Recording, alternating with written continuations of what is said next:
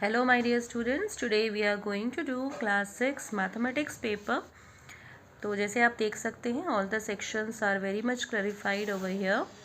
The first section is of 10 marks. First question is equivalent fraction of 48/64. तो 48/64 का equivalent fraction कैसे निकालेंगे, इसको कट करेंगे हम लोग. 48 को कट करेंगे 12 4s and here 16 4s, so you will get 12/16 and 12/16 भी further कट जाएगा, so you will get 4/3. so 4/3 is the correct answer. Which of the given number is greatest? so सबसे बड़ा नंबर यहाँ पे कौन सा है? 0.2 है. कैसे कंपेयर किया हमने? पहले डेसिमल के बाद देखा हमने, ये 2 है और कोई भी 2 नहीं है, ये 0.2 है. आप इसमें और इसमें बिल्कुल कंफ्यूज ना हो, ये 0.2 हमारा करेक्ट आंसर है. 0.0 से डेसिमल से कोई डिजिट जब जितनी दूर जाता है वो उतना ही छोटा हो जाता है. सो this is the correct answer. Perimeter of equilateral triangle side is 5 centimetre. एक इक्विलेटरल ट्राइंगल है, जैसा कि आपको बताया गया है, एक इक्विलेटरल ट्राइंगल है, इसकी साइड 5 5 5 है, तो इसका पेरीमीटर कितना होगा? 15 सेंटीमीटर, क्योंकि इस पेरीमीटर का मतलब होता है sum of all the sides. तो इस तरीके से आपका आंसर जो है that will be 15 centimetre. If the present age of Ram is y, then Ram's age after 5 years. 5 साल के बाद. तो अगर उसकी अभी एज वाई है तो 5 साल के बाद क्या होगा? वाई प्लस 5 हो जाएगा. So y plus 5 is the correct answer. Which integer or integers lie between -2 and 2. तो -2 और 2 के बीच में कौन कौन आता है? So here you can C easily -2 और 2 के बीच में कौन कौन आता है. तो क्या इन्होंने आपको ये सारे ऑप्शंस दिए हैं? -1 1 0, येस. तो ऑल ऑफ द अबव आपका करेक्ट होगा. अगले क्वेश्चन की तरफ बढ़ते हैं. If there are p pencils in one box, the number of pencils in 10 such boxes. अगर एक में p है तो 10 से मल्टीप्लाई करना पड़ेगा, so 10p is the correct answer. The ratio 50 centimetre to 1.5 is. Solve कर लेते हैं इसको. इसे कैसे करेंगे? देखिए, 50 आपका सेंटीमीटर में है और 1.5 आपका मीटर में है, तो 50 को तो हमें चेंज करने की ज़रूरत नहीं, बट इसको चेंज करना पड़ेगा. 1.5 को जब आप 100 से मल्टीप्लाई करेंगे तो 1.100 हो जाएगा. एक के बाद डेसिमल लगाना है, यहाँ लग जाएगा, तो ये 150 बन जाएगा और ये कट जाएगा 1/3. सो 1/3 will be the answer. So you will mark 1/3 is the answer. In a class of 40 students, 16 are girls, remaining are boys. What will be the ratio of number of girls to the boys? तो 40 students है, 40 में से आप पहले 16 को minus कर लीजिए, आपका बच जाएगा 24. तो 24 किसका किसका रेशियो निकालना है? गर्ल्स टू बॉयज़, यानी गर्ल्स पहले लिखेंगे, यानी 16/24 का रेशियो आपको निकालना है. तो आप देख सकते हैं हमने इसे कैसे काटा है. 8 2s 12 2s 4 2s 6 2s 2 2s और 3 2s. तो यानी कि फाइनली आपका आंसर जो है वो 2:3 आएगा. मैं बार बार आपसे कहूँगी कि आप ज़रूर इसको रफ वर्क में सॉल्व करें, बिना सॉल्व किए आप कोई भी क्वेश्चन ना करें, क्योंकि मिस्टेक होने का चांस बहुत ज़्यादा होता है. अगला क्वेश्चन है which number is less than -5. तो -5 से कम कौन है? आपको पता होना चाहिए कि माइनस में जो डिजिट जितना बड़ा होता है एक्चुअली वो उतना ही छोटा होता है. तो माइनस में आपके पास 2 हैं, यानी ये 5 से छोटा है ये, यानी ये 5 से बड़ा है, और 5 से बड़ा कौन है? ये है, यानी ये छोटा है. तो -10 is the correct answer. The colours of fridges preferred by people living in an locality are shown. ये कलर्स दे रखे हैं, पहले इसको कैलकुलेट कर लेते हैं. So you will calculate this. यहाँ पर 5 है तो 5 × 10 हो गया, यहाँ 3 है तो 3 × 10 हो गया, यहाँ पे एक हाफ है तो 55 हो गया, यहाँ 2 है तो 20 हो गया. The question is find the number of people preferring the colour blue. तो ब्लू कितने लोगों ने पसंद किया? आप लिख देंगे 50 लोगों ने पसंद किया. And how many people like the colour red. Red कितने लोगों ने पसंद किया? 55 ने पसंद किया. Let's move towards the next question. Draw a triangle and shade the given fraction 1/3 part and 3/4 part. ये आपको करना है. और express the following as a mixed fraction. इनमें से कोई भी आप कर सकते हैं. This is a simple drawing, तो आप ड्रॉ कर लेंगे। इसको मैं बता देती हूँ, आप 17 को जब 5 से डिवाइड करेंगे तो ये पूरा डिवाइड नहीं होगा and you will get a fraction 3 2/5 and for 7/3 ये भी आपका पूरा डिवाइड नहीं होगा। So for this you will get 2 1/3। 3 2s are 6 plus 1 7, you'll get 7/5, 3 5s are 15 plus 2 17, so you'll get 17.5। तो ये भी आप कर सकते हैं, कोई भी, बहुत ईजी है, कोई भी कर सकते हैं। Find the total length of the wire required to fence a rectangular field whose length is 32 and breadth is 18। So as you can see you need to find out the fencing. Fencing का मतलब है कि आपको perimeter निकालना है। तो perimeter, you know that this is a rectangle, तो perimeter of rectangle is equal to क्या होता है, perimeter is equal to 2 into L plus B. So you will put the value and solve it. Length is 18, breadth is 18 and length is 32. You will put the value. Then 18 plus 32 is 30, 40, 50. So 2 into 50, that is equals to 100 meters. So this is the perimeter. That much wire is needed.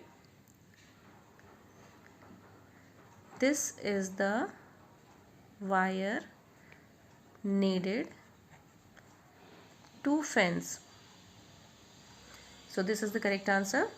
Next question देखते हैं। Oranges are to be transferred from a larger box to a smaller boxes. When an orange of box is emptied, the oranges from it to fill 2 similar boxes and still 10 oranges remain outside. If the number of oranges in a small box are taken to be x, what is the number of oranges in the larger box?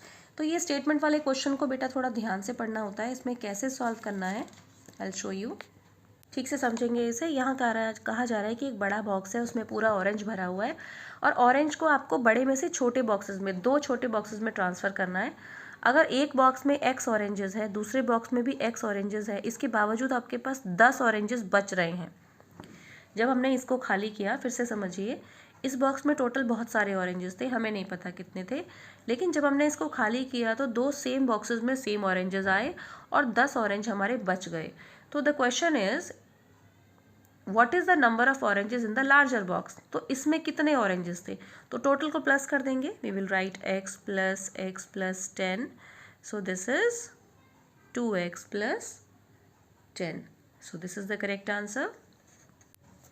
चलिए आइए देखते हैं next question. Sushila is Radha's younger sister and Ram is her elder brother. तो मैं इस तरीके से आप लिख लेंगे। पहले तो कौन कौन से नाम हैं आपने लिख लेने हैं, सुशीला, राधा, राम। देन सुशीला इज, आपको कैसे लिखना है, सुशीला जो है वो राधा की छोटी बहन है एंड राम इज एल्डर, वो बड़ा है, तो राधा बीच में है। यानी कि Sushila is 4 years younger than Radha, Radha से 4 साल छोटी है, ये तो -4 हो गया। And Ram is 5 years older than Radha, इससे 5 साल बड़ा कौन है, राम बड़ा है। Take the age of Radha to be x, Radha की एज को हम एक्स मान लेंगे। तो आपको इन क्वेश्चंस के जवाब देने हैं। तो पहला आपसे पूछा गया है what is the age of Sushila. Sushila कितनी, सुशीला की क्या एज है, राधा से 4 साल छोटी, यानी कि x -4। एज ऑफ राम, वो 5 साल बड़ा है राधा से, यानी x + 5। What is the age difference between Ram and Sushila.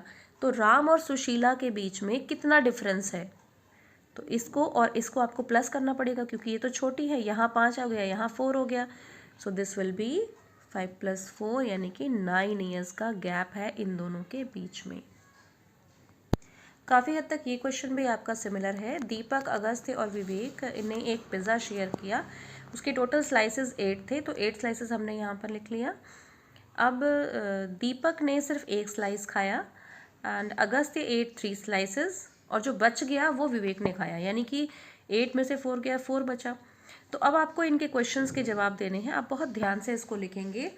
पहला क्वेश्चन है कि write the fraction of pizza eaten by Vivek. तो विवेक ने कितना खाया, 4 पीस खाया था विवेक ने, यानी कि 4 पीस खाया, टोटल कितना था, 8 था, यानी 4/8 ये कट जाएगा, दैट इज इक्वल्स टू 1/2, यानी कि हाफ पार्ट जो था वो किसने खाया, विवेक ने खाया। आगे देखते हैं, find the total fraction of pizza eaten by both Deepak and Agastya.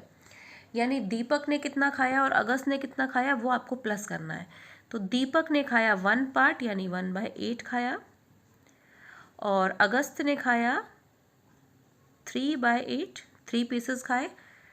तो इसको आप ऐड कर देंगे, ये बन जाएगा आपका 4/8, फिर ये कैंसिल हो जाएगा, इट इज़ 1/2, अगेन 1/2 हुआ। Third part is who at the larger part of pizza, सबसे बड़ा पार्ट किसने खाया? तो आपको दिख रहा है यहाँ सबसे बड़ा पार्ट तो विवेक ने खाया है, सो this is the correct answer, you will right Vivek. Let's move to the next question. Find the cost of fencing a rectangular park of length 175 meter and breadth 125 meter. तो एक रेक्टेंगल आप draw कर लेंगे, ये लिख लेंगे, and the rate of is 12 rupees पर metre. Cost of fencing आपको निकालनी है। अगेन फेंसिंग की बात की गई है, then you need to find out the perimeter. So perimeter is equal to 2 × L+B, it means इसको आप सॉल्व कर लेंगे, 125 + 175, 2 मल्टीप्लाइड बाय, इसको दोनों को प्लस करेंगे, ये हो जाएगा 300, देन 600 मीटर। तो 600 मीटर आपका पेरीमीटर आ गया। फिर आपको 12 रुपीज़ से मल्टीप्लाई करना है, क्योंकि 1 मीटर के लिए 12 रुपीज़ लग रहा है। तो cost of fencing is equal to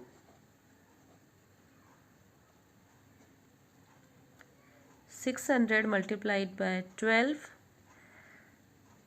so that is equal to 7200 rupees. 12 6 72, very simple. इसका बी पार्ट भी लगभग ऐसा ही है, कुछ आप एक बार ध्यान से देखेंगे। Find the cost of ploughing tiling a field of length 60 metre and breadth 45। Again आपने देखा कि लेंथ और ब्रेथ अलग अलग है, मतलब कि ये एक रेक्टेंगल है। This is 60 and this is 45। तो first of all you need to find out the perimeter, no per metre square. आप देखिए मीटर स्क्वायर दिया है, it means you need to find out the area. इसमें tiling करनी है, ploughing करनी है, तो प्लॉइंग तो अंदर करनी पड़ेगी ना, फेंसिंग तो हम बाहर करते हैं, और यहाँ टाइलिंग तो अंदर करनी पड़ेगी। So you need to find out the area.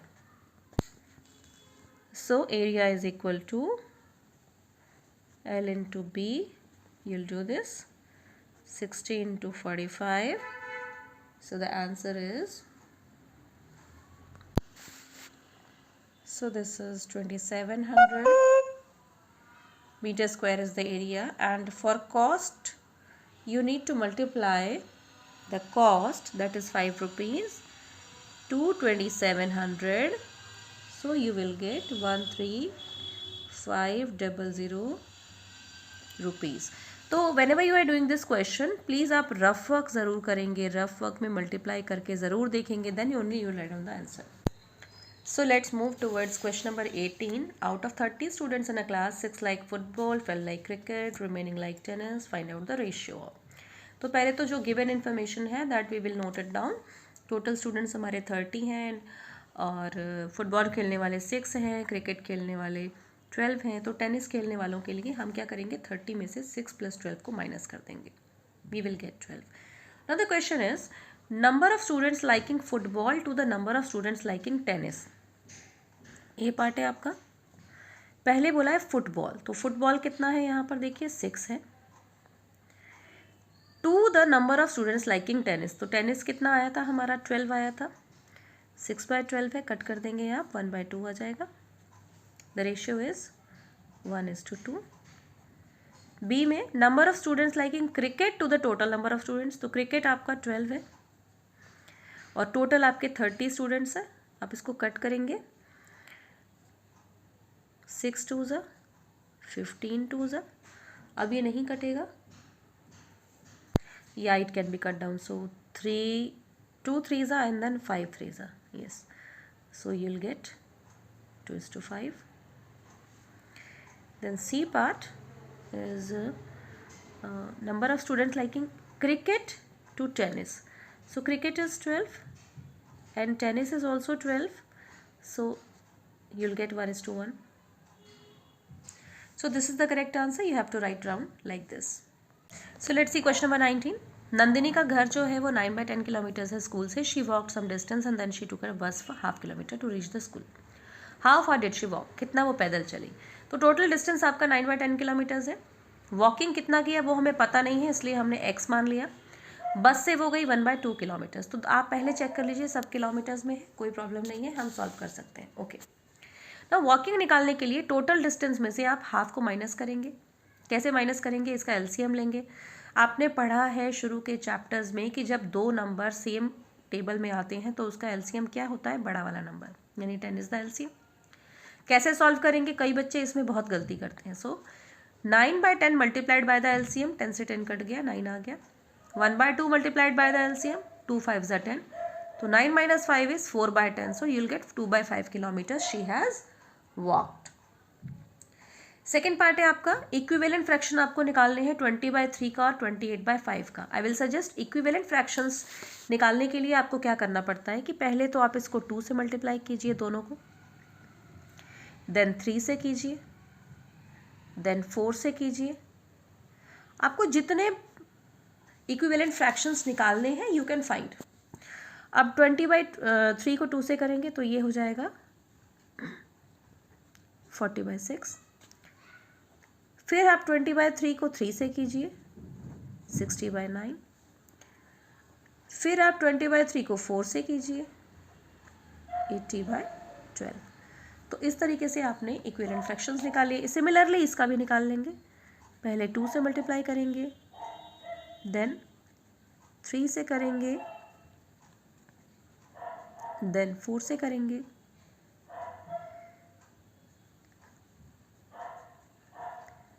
And you will find out the answer. Multiply करके लिखिए बेटा, बिल्कुल गलत नहीं होगा। आपसे 2 कहा गया था, मैंने 3 आपको निकाल के दिखा दिया। कभी भी आपको इक्विवेलेंट फ्रैक्शन कोई भी निकालना होता है तो you will get multiplied by 2, 3, 4, जितने निकालने हैं आप उतने निकाल सकते हैं। अगला क्वेश्चन हम देख लेते हैं। A piece of wire 7/8 metre long broke into 2 pieces. If one piece is 1/4 metre, how long is the second piece.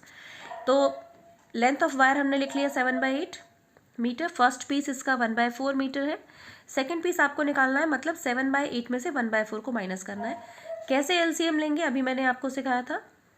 LCM कैसे लेंगे, ये दोनों एक ही टेबल में आते हैं, इसका मतलब इसका एलसीएम क्या होगा, 8 होगा। तो अब आगे कैसे सॉल्व करेंगे, आप मुझे आंसर निकाल के कमेंट सेक्शन में ज़रूर बताएंगे कि आपका आंसर कितना आया। So I am leaving this question here. अगर आपका आंसर नहीं ठीक आया, I will give you the answer. आप एक बार ट्राई करके देखिए, आपका आंसर इस मेथड से ज़रूर निकलेगा।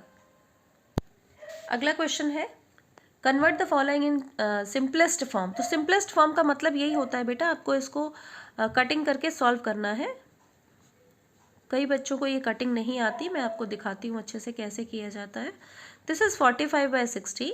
अगर आपको मुश्किल लगता है तो ऐसे कीजिए, 15 × 3 लिख लीजिए।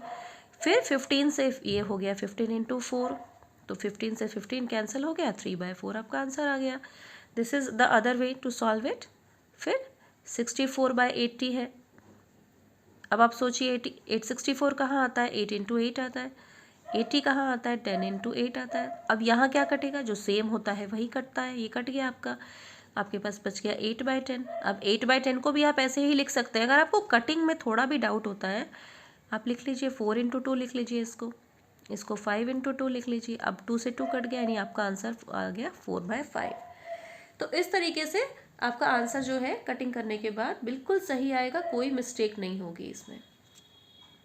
क्वेश्चन नंबर 20 की तरफ बढ़ते हैं। Represent the following numbers on a number line. तो ये +5 है। सबसे पहले आप एक स्ट्रेट लाइन ड्रॉ कर लेंगे स्केल की हेल्प से। मैंने ऐसे ही ड्रॉ किया है, आप स्केल से ड्रॉ करेंगे।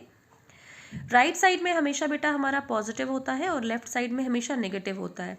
तो बीच में 0 लगा देंगे और इक्वल डिस्टेंसेस पर ये नंबर्स को आपको मार्क करना है। 1 2 3 4 5, ये डिस्टेंसेस बिल्कुल बराबर होने चाहिए।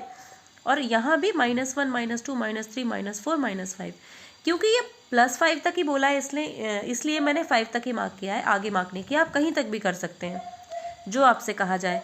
जैसे ये +5 है तो अब इस तरफ हम जाएंगे, +5 कहाँ है, ये है, तो हम दिखाएंगे कि this is the position, this is +5। ठीक है, बहुत सिंपल क्वेश्चन है। बी पार्ट में आपको बोला गया है -10 शो करने के लिए। तो आप फिर से एक लाइन ड्रॉ करेंगे। अब आप कहाँ तक शो करेंगे, बीच में मार्क कर देंगे 0। अब आपको लास्ट पॉइंट आपका जो है वो -10 तक जाना चाहिए, यानी इस तरफ 10 हो जाएगा और इस तरफ आपका हो जाएगा -10। लेकिन ध्यान क्या रखना है कि बिल्कुल गैपिंग बिल्कुल बराबर होनी चाहिए।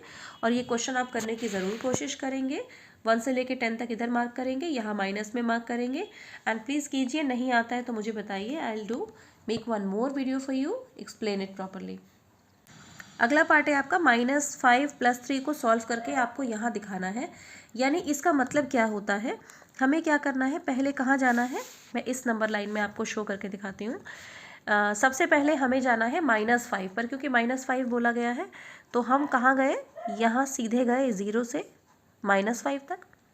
अब आपको +3 पे कैसे जाएंगे आप, आपको राइट साइड मूव करना पड़ेगा, यानी 1 2 3। तो ये आप गए -5 पर और आपको 3 टाइम्स उस तरफ जाना पड़ेगा जिस तरफ राइट है।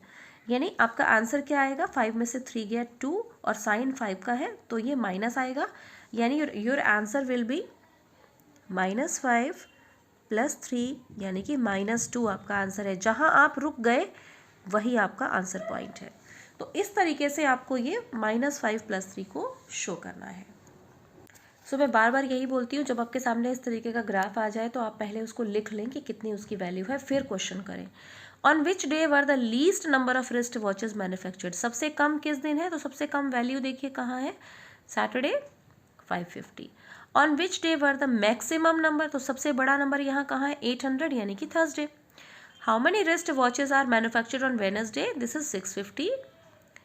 Find out the approximate number of wrist watches manufactured in the whole week. Whole week का मतलब है अप्रॉक्सीमेट निकालना है आपको, number of wrist watches manufactured in the whole week, मतलब इस सबको प्लस करके आपको कितने डेज हैं, 1 2 3 4 5 6 से डिवाइड करना पड़ेगा, क्योंकि आपसे एवरेज पूछा गया है।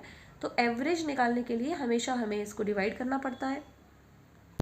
So these are your answers. Next देखेंगे सेक्शन ई। सेक्शन ई में है monitor of class 6 is given a task to measure the weight of 5 students. ये सबका वेट आपको यहाँ दे रखा है and the question is which student weight is maximum. तो सबसे ज़्यादा वेट किसका है, आप देखिए यहाँ पर सबसे ज़्यादा वेट ये 28 है और ये किसका है, तनिष्क का है। So Tanishq you will write find the total weight of Tanishq and Madhav, यानी इसको प्लस करना पड़ेगा, तनिष्क और माधव को, इन दोनों को आपस में प्लस करना पड़ेगा। I will show you. So you can solve this question like this. Here you need to do addition. Very simple it is. Here you are doing subtraction. 10 minus 8 is 2. 7 minus 0 is 7. 6 minus 1 is 5. So this is the answer. और rectangular path, एक rectangular path बना हुआ है द्वारका के एक park में walking करने के लिए, and this is 250 meters in length and 200 meters in breadth. This is 200, this is 250. एक रफ डायग्राम आप ज़रूर बनाएंगे कभी भी। This is a walking track. If Priyanshu takes 4 rounds of the park, find the distance. इसका मतलब है कि आपको इसका पेरीमीटर निकालना है और बाद में उसको पेरीमीटर को 4 से मल्टीप्लाई कर देना है। As you know, perimeter is equal to sum of all the sides.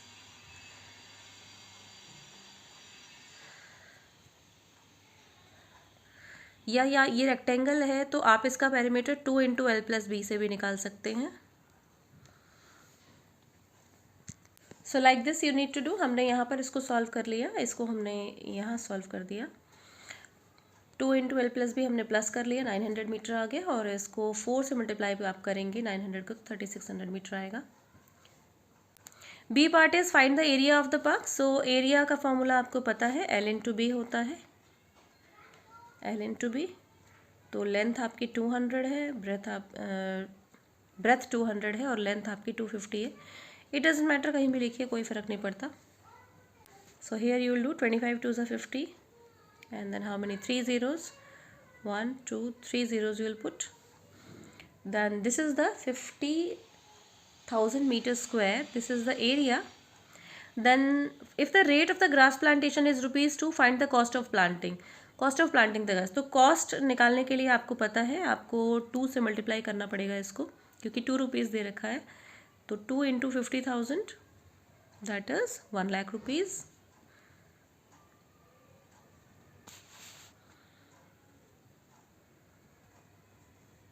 So this is the answer.